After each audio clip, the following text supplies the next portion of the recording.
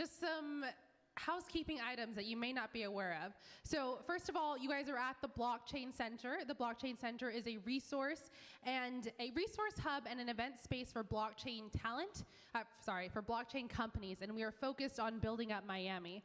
There are so many people involved in making this happen, especially you guys, but some of you guys might or might not know, but the city of Miami officially declared this week as Miami Blockchain Week. So, if you guys remember at the opening party, the city honored the opening of the Blockchain Center, but now they have declared this week Miami Blockchain Week. So I would love if you guys would stand up and just like take a photo op real fast with this. I want to let you know that this is not just the part of myself and Maria and Scott, but it's also all of you guys and these three guys up here. So. I don't know about that, Mo.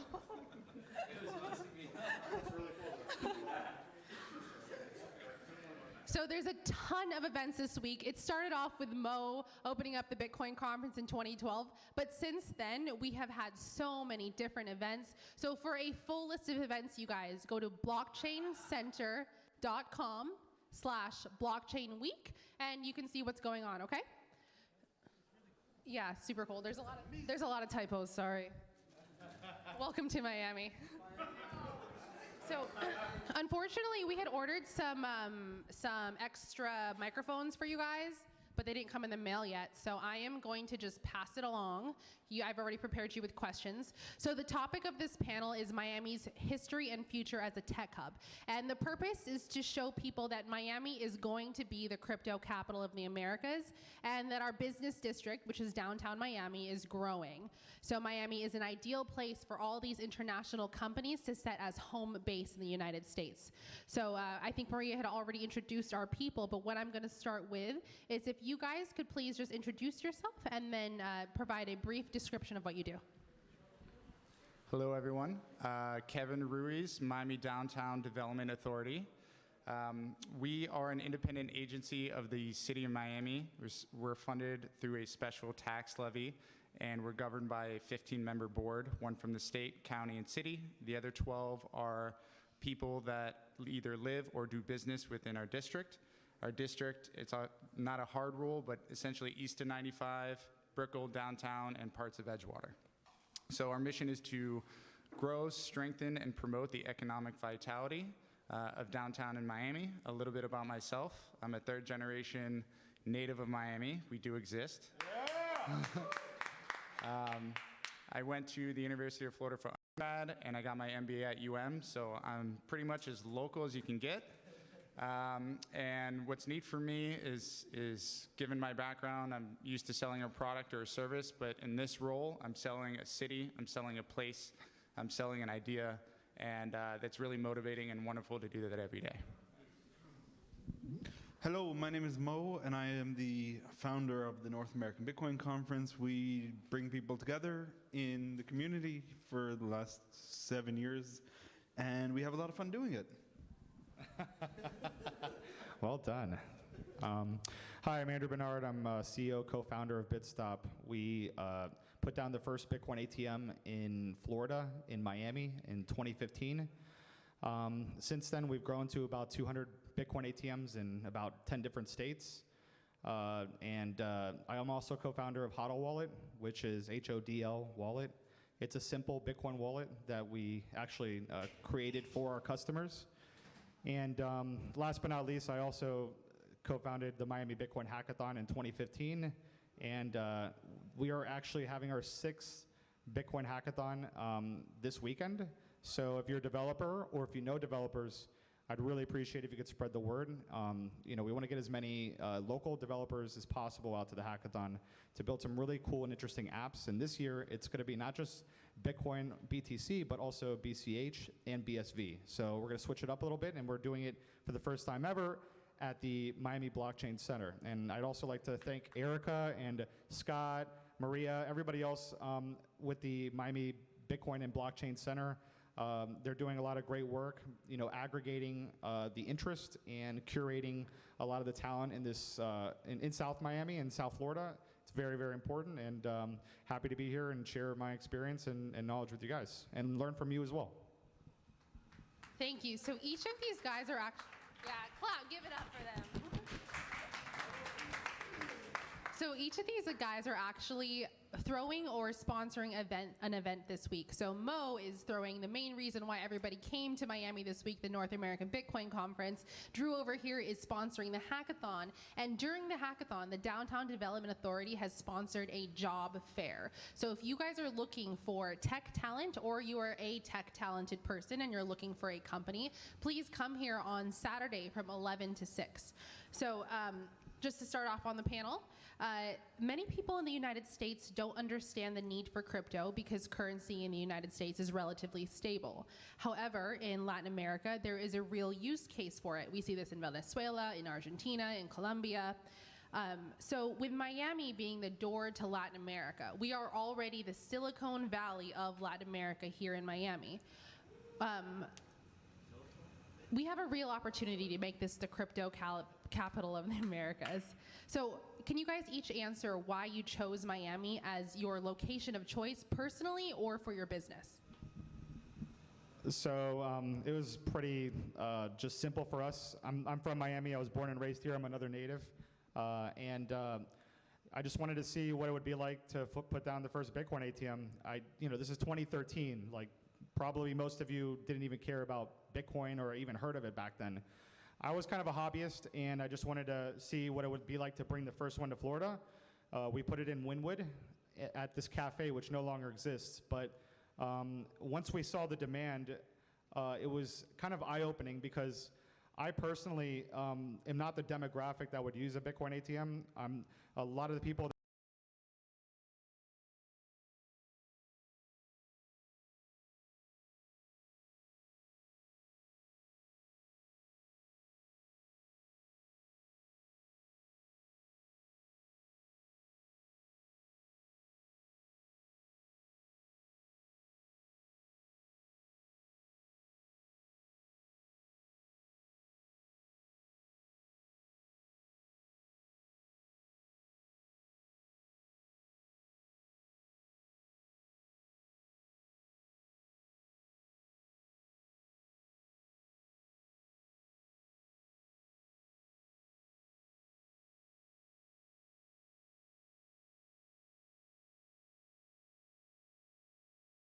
comes to Bitcoin. So I think that's going to be a hot spot, especially over the next few years, and I'm super excited about that. But yeah, I mean, for us, it was just default. We're from here. We're born and raised here. And, I'm glad that I'm building my business here. Plus, Florida's a zero state income tax, so it's not bad either. Well, you can say it better. Like, if you look at the map and find an international city where people are working on innovative, interesting things, you got immigrants that want to make a better life for themselves and their children and build a better future. There aren't that many cities that are both international and warm at the same time. They're either international and don't have a booming business, like a booming central business district, or they are international, have a central business district, or cold. So you got places like London, Toronto, Chicago, Boston. These are all places which are cold, international. But I don't have many places that are like Miami, where people are trying to keep building, have an amazing airport, international places as a hub for North and South America, and all over the world. It's just an easy place to get to. So when making the event here, we opened up Google Maps and wanted to say what makes the most sense for a place that has the most longevity and that people can understand what we're trying to do. And it's not that we take a position on currencies or what people are using here. There are plenty of companies that do that and do it very well, yours included. Just that Miami is a really good place in the winter, and it's international, and it's open for business. I don't know, one country says open for business. I don't know which one that is. It's Miami. Is Miami? That's the subtitle for Miami, open for business? I don't know. Let's ask Kevin. One country is open for business. I've heard of it before. I'm not sure which one it is. So Eryka, in regards to your question as to why this could be the crypto capital for LATAM, We have the second largest concentration of international banks, second only to New York City. That's something that a lot of people don't know. So you blend that with the fact that our technology hub is growing, and you're going to see a blend of finance and tech. It's kind of natural to see how they would interact. You combine that with the fact that we have warm weather. To touch on your points, over half our population in Dade County is foreign-born, and then roughly 45% actually have a college degree. So that's second highest in the country, only behind San Jose. So we have a foreign-born population that's college-educated, that have money that they want to get out of their countries. It's just a recipe for success, and whether that be through traditional methods or new ones like cryptocurrency, we are definitely at a place to make it happen. And geographically, we're right there. It's easy for anyone to hop on a quick flight and reach Miami. Most people have second homes here, especially if you have money. And yeah, that's kind of a recipe for success. Yeah, Miami's the best, obviously. And you know what I learned in Miami? That even though you might have like a stage and an audience and microphone, people in the back still love to talk. So, guys in the back, I know you. I see your faces all the time. I love you. But if you're going to talk, please step into a side room. We have private offices by the bathrooms. Come in the kitchen. There's a bunch of places you can speak. But let's honor the speakers, because I know you guys are going to be interested to hear the answer to this next question, which is just for Kevin from the Downtown Development Authority. So, Kevin, can you give us a brief history of Flagler Street, which is this street right out here, and an overview of what the city's efforts are to make this a tech hub? All right, so I promise not to talk at length. There's a lot of history. But essentially, Dade County has 34 municipalities. The oldest one is the city of Miami, founded in 1896. The reason it was founded is because of a woman named Julia Tuttle. She had 460 acres in the downtown area, and for years tried to convince Henry Flagler to come here. It wasn't until the freeze of 1894 and 1895, where essentially the entire citrus industry was killed all the way as far south as West Palm, where she sent Henry Flagler some green leaves and some orange blossoms that were fresh, and he finally made the decision, I'm coming to Miami. So when he did that, 1896, it became incorporated. Flagler is the heart of downtown, named after Henry Flagler. And in terms of the renovation, it's expected to start shortly after the Super Bowl. It's a $24 million renovation where they are getting rid of the on-street parking, lifting the roads so it will become curbless. There's going to be very large pavers, and there's going to be mechanisms at the end of the street from Biscayne Boulevard to right by the courthouse, where wherever there's an event, they can put those down and it becomes a pedestrian walkway. And when that gets started, we hope that kind of jump-starts the tech scene. A gentleman named Moishe Mana owns 50-plus properties, most of them along Flagler. And his vision, spearheaded by a division called Mana Tech, is that they try to replicate something called Station F, which is in Paris. And what's neat about that is it's not just technology companies, it's companies that are in various industries, because technology is touching everything we do today. And the idea behind that is basically you create an ecosystem where it's not so insular. You get people from all walks of life to kind of spur innovation. So that's the idea for Flagler, from Monotech, from the history. And in terms of why we think this is a good recipe for a tech ecosystem, we have the things that people want that work in the tech industry. So one of them is transportation. Got a long way to go, but we are the best in the state of Florida. We have Virgin Trains, which currently has 3 stops. They're adding another 4, which is Aventura, Boca, Port Miami, and Orlando. We have Tri-Rail, which is 19 stops, Metro Rail, 22 stops, Metro Mover, 20 stops, the Miami Trolley, which is the bus, 23 stops. We just had Revel Scooters, which is a sit-on scooter company, come to the city of Miami, 750 scooters. E-scooters, 3,000 that are currently being beta tested with nine different companies. We also have green space. So we have 30 acres at Ferrero Park, used to be called Museum Park. Bayfront Park has 32 acres.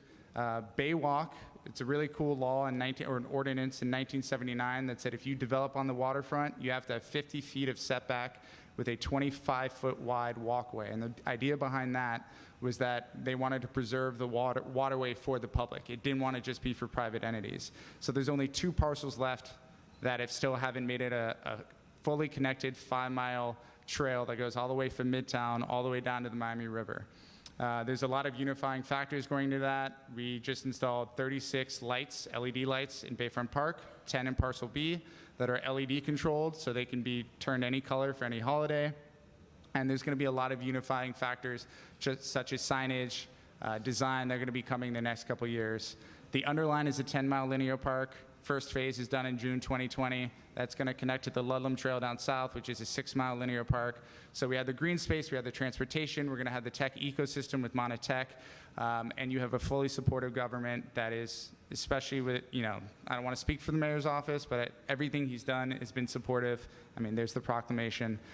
So we're very business friendly, and we're very excited to participate in this. Awesome. So yeah, there's definitely a lot already going on in No, you did good, Kevin. A lot already going on in Miami. If you guys don't know, Bayfront Park is 2 blocks that way, okay? This is where where's Katy, Kansas at? The Ultra happens every year, okay? Except for last year.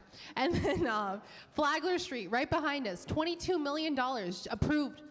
$24 million approved by both mayors for revamping. So if you guys are looking for a place in the United States, or if you already live here, Miami really is the next place to set up shop. So we've already talked about the history of Miami. Now I have a question for you 2 gentlemen. What is the history in the state of Florida when it comes to Bitcoin and cryptocurrencies? We definitely have a deep history in the state. You better get into this. All right, so I'll do the best I can here, and I apologize if I missed some major milestones and events from Florida's history. But when I first showed up to, I guess, my first Bitcoin meetup in 2013, it was kind of a small gathering at a virtual cafe in Coral Gables, and it was just basically a bunch of truth seekers and hardcore libertarians, and it was just kind of a little weird, not necessarily my crowd right off rip, but it was just very, very early, and what you would imagine is being the types of people that were hanging out, just kind of very, very weird people. But I think Florida really started to kind of gain notoriety in a more notorious way, I would say, than anything. We've had a lot of, unfortunately, a lot of different scams and entrepreneurs that maybe got ahead of themselves in Florida, in different parts of Florida. So, I mean, just do a Google search, Bitcoin Florida, and there'll be a ton of different results, I'm sure, with different things coming around. Anything from Cryptsy, I don't know if you remember Cryptsy back in the day, Mo, but, I mean, there's just, I can't even think of them all right now. There's a lot. Ultimately, it's since grown out of that kind of Silk Road kind of weird days a little bit. Now you're starting to see kind of real investment kind of hit the scene. Real entrepreneurs that can deliver and execute kind of hit the scene. I'd like to see more of that, of course, but I think that, it's kind of like a little bit of a strange loop. Every time that there's a run-up, there's all these new people that kind of rush in. And Mo and I kind of saw this in 2017 with the ICO mania. Everybody was doing ICOs. And there's a couple good projects that came out of that, but the majority of them were just outright scams or just kind of questionable in terms of their intentions. So I'd say early days of Florida, we started in 2013 with the Silk Road kind of libertarian roots of Bitcoin. And then we went up to that first run up at $1,300. And then it brought a bunch of new people in it that eventually some of them stayed around, some of them left, and then the ICO brought in a bunch of new people. I mean, I remember 2017 was so ridiculous that everybody was calling me, I want to start a token. Lawyers were calling me, people were calling lawyers. I mean, we have probably one of the most litigious cities in the United States. Every other person here is a lawyer. So, and if there's any lawyers in the room, I'm sure that you guys had a bunch of phone calls for tokens and ICOs and, hey, can we do this and that? And I don't know, hopefully you guys didn't get too involved in that, but that was pretty crazy. So the last 2 years have been really quiet, I want to say. Besides the blockchain week that we do every year, Mo and myself, I'm seeing a lot of new faces now, which is really encouraging. And my, I guess, thoughts, or I guess my suggestion to you would be start with Bitcoin. There's a lot of great coins out there and different projects to look at, and I don't have any gripes with any different projects, but start with Bitcoin and use that as kind of like a measuring stick to evaluate other projects against it. There's going to be a lot of people that will think that they're going to change the world and they're going to blockchain this and they're going to blockchain that, but believe it or not, like the average person is a lot more simple than that. Think of like a problem that you can solve. Like, don't try to bring outright kind of like a solution looking for a problem, or a problem looking for a solution rather. You want to try to solve real world problems, and I think that's kind of like my suggestion from an entrepreneur standpoint. And then yeah, that's kind of the best I can do on that one, Eryka. Here's Mo. Really good. There's a lot of history here in Florida, you guys. Some of it, we touched upon, but also it was like the first transaction happened here. There was a really big case against the FinCEN that happened here as well, which kind of changed the way that we're allowed to trade Bitcoin on local Bitcoins. So considering in Miami, all the different industries that Miami is involved in, I mean, you guys could probably yell them out, right? It's like real estate, medical, hospitality. We have huge ports. Entertainment is big here with all of our big fancy clubs. And as Kevin said, international banking. Miami has the second most international banks in the United States, second only to New York. So what do you guys think is the first industry that's going to be disrupted by blockchain technology? I'll just do this really quickly. You're already starting to see it happen. It's real estate. The WeWork security building, which is just down the street, traded for $65.5 million last year, and it was a cryptocurrency sale. So I think that's something that you're going to see more and more of. To touch on those industries, real estate, trade and logistics, tourism, and banking and finance are the four core that people think of traditionally. It's not a stretch to see any of those affected in some kind of capacity. I don't think we're going to see wholesale disruption of anything. I mean, Bitcoin is a very good currency, and it's a good way to, as a new asset class, and people can use it like digital gold is a pretty good example of what it does and what it can do and what it will do and what it has been doing. I mean, it's good. Bitcoin is good, useful, international, all these things. And as it relates to industries that use money, it's a good alternative. It's volatile and has many faults, but it's a very good system. Blockchain technology, which it can affect, it's a very good software, and that'll replace a lot of things. As it relates to disruption, you see it everywhere, and the people building interesting companies are building them in the hottest industries. And it is sort of region-specific, who's building what where. In Miami, you have real estate and entertainment. You have medical, like you do, but medical is more in Middle America. There's a lot more companies there, and it's being revolutionized. And in provenance of food, and provenance is a very good example of an industry that can be affected by blockchain and Bitcoin technology because it is easy to use, it makes sense, and when you talk about high fee, low service industries, these are the most affected ones. And as it relates to some parts of Miami where there's crazy remittance charges and it's a super high fee for a very low service, that's the first to go. Across the board. When you pay too much for something and you don't get any service out of it, that's going to go. And then that's what we see. Yeah, to add to the real estate, it's not my specialty, but this is like one of the real estate capitals of the world. So we're going to see a lot of I've seen a lot of tokenized real estate projects. But in terms of what I can speak to, I would say travel is going to be something that's definitely impacted. We just put a Bitcoin ATM at the Miami International Airport. A lot of our customers are using Bitcoin instead of cash to travel now. So we want to put our Bitcoin ATMs in areas of really, really high convenience. So, we started off in gas stations, et cetera, but now you'll see us in malls, and you'll see us in shopping centers, and you'll see us at the airport, et cetera. Hotels eventually. So I think that having a global currency in your pocket is just very convenient, especially if you're traveling a lot. And there's a lot of people traveling in Miami. We have one of the most busiest international airports in the world. So that's one thing I could speak to. And the other thing that Mo mentioned would be remittance. So our Bitcoin ATMs actually, a lot of people think that like, oh, I'm going to create the next app to go ahead and disrupt Western Union, or I'm going to create the next app to go ahead and disrupt MoneyGram. Well, I hate to break it to a lot of you, but if you're working on a remittance solution, a lot of people are just outright using literally vanilla Bitcoin to do the remittance. Like, so what I mean by that is that they're literally coming to our Bitcoin ATM, they're just buying the Bitcoin for cash, and then they're just sending the Bitcoin down to South America. And the reason why I think that a lot of people are doing that is because you kind of have this kind of reverse remittance going on. So what I mean by that is that in the United States, we have the most liquidity available to Bitcoin, meaning that we have exchanges, we have great infrastructure, we have great first world banking.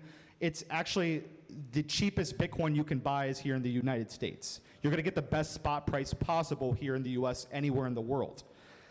Outside the United States, in Latin America especially, some of these countries, Venezuela, Argentina, Brazil, Bitcoin is going for a very high premium at certain times. Some people pay anywhere from 20, 30, 40, 50% or more for Bitcoin in these countries. So if you're buying Bitcoin here, let's say at $100, whatever it is, even if you're paying 10, 15% from the Bitcoin ATM, you can send it down and flip it for maybe even double that. So the potential implications of that are pretty intense, and the big incumbents are noticing this. We've had Western Union, we've had MoneyGram go into our gas stations and threaten to revoke the agent's Western Union service if they don't kick our Bitcoin ATM out. It's definitely affecting their bottom line. So in terms of like remittance, I think that people are just outright literally using the Bitcoin, sending it down. They don't want to go through a third party. They don't want to be spied on. They don't want to have their transaction stopped in the middle of anything. They want to know that the person received it on the other end, and that can happen in a matter of seconds with Bitcoin. So those are the two like things I can speak to, and we have a lot of remittance flows here in Miami. A lot of people here are also are second, third generation family members that they have family abroad. A lot of people are investing in real estate and businesses in Miami from South America. So definitely seeing a lot of this happen from my point of view, and it's very, very interesting, and it's growing very fast. So, yeah. It begs something more. Money is bad. Money is very inefficient. I mean, it's just a very inefficient way to pay somebody for goods or services. If you've taken an Uber today, you've paid 3% commission to the credit card company that hit you, or you pay Uber for the services. You're paying across the board. Real estate is another one where you pay a ton of transfer tax, and when you send money around, it's inefficient. And Bitcoin will disrupt money, or money will become very efficient. One of those two will happen. And probably Bitcoin will become much more efficient, much faster. So definitely money has evolved since the beginning of time, right? It hasn't always been this paper or these credit cards that we use today. And a lot of people in this room, including myself, think that Bitcoin is going to be the next step in this evolution. So I'm just going to ask our panelists 2 more questions. That way we can open it up, because I know I definitely want to save some time for the audience to ask questions. So let's keep it rolling, guys, okay? All right, so how have you guys seen the Bitcoin community? Because everything in crypto, because it is relatively small of the people that are knowledgeable about this, you guys are definitely ahead of the curve if you're in this room right now. Have you guys seen the community grow for Drew, since you first started putting ATMs in, Mo, since you first started the conference here, and for you, Kevin, since the DDA? So how have you seen the Bitcoin community grow? I'll start. I've seen it. I haven't been too involved in the community side of Bitcoin meetups and stuff in the last 2 or 3 years. We've just been focused on building. I've been very busy. But just to give you a comparison, a Bitcoin meetup like this in 2015, 2014 was like 5, 7 people. So look around. It's obviously a lot more. I'd say that the growth is much healthier in this city. I'd like to see more projects come to Miami. You know, we're not like a Silicon Valley hotbed with a lot of VCs that are ready to throw money at just pure tech plays.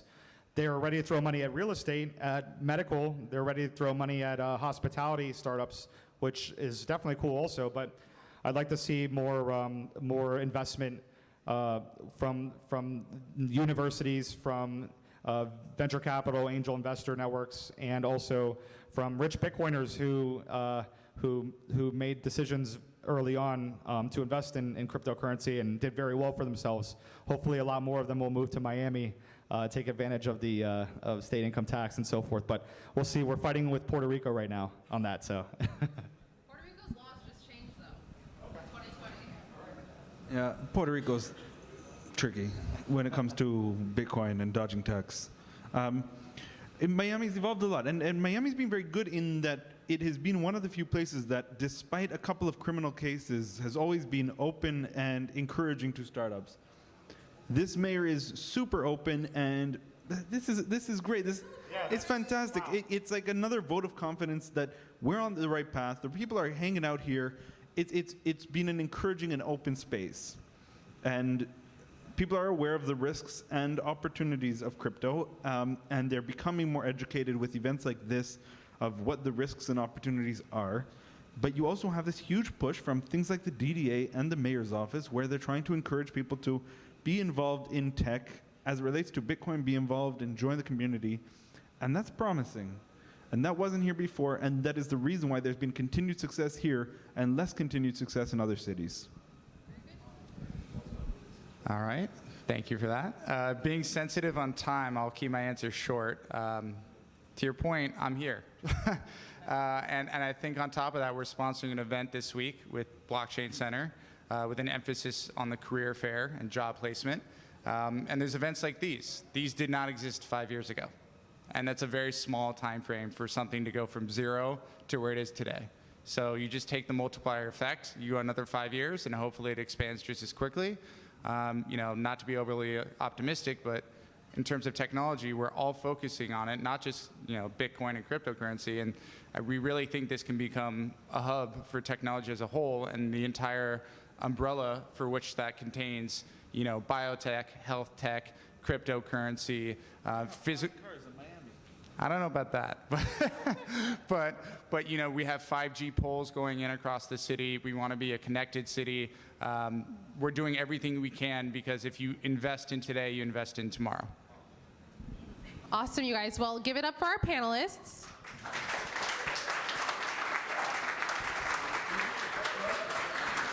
Now, I know some of you have some questions. I'll start here because you raised your hand first. Hi, I'm Omar. I'm a local triathlete and crypto enthusiast. I have one question, but it's a good one. I think that 99% of making money in crypto is timing, right? Like if you think of the internet, if you were to invest in the mid-90s, just about anything you put money into would have gone up. So where in the crypto cycle, in terms of internet years, do you think we are? Is it 96 or? Yell some answers out from the crowd, you guys. What year do you think we're in? So that depends on what blockchain, what project you're looking at, right? So it's not just BTC or Bitcoin anymore. There's a bunch of projects out there. There's a lot of people trying a lot of different things. To answer your question in terms of timing, yes, when it comes to business, when it comes to entrepreneurship, everything is timing. However, there were certain points of the internet where you had these certain waves of like successful companies. You had the late 90s of the dot-com boom. And then 2005, you had Facebook and a bunch of social network boom. And then you have all these mobile apps like Uber. All these things came out of like the 2010, 2008 era.